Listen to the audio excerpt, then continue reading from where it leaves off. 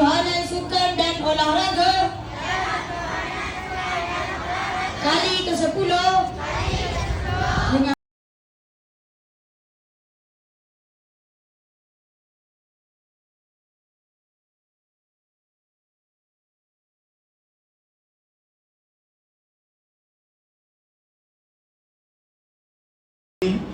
sempena Kejohanan Olahraga Tahunan kali ke-10 SK Sri Bonus.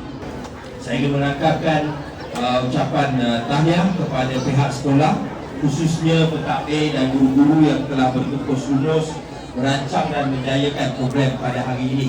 Saya dapat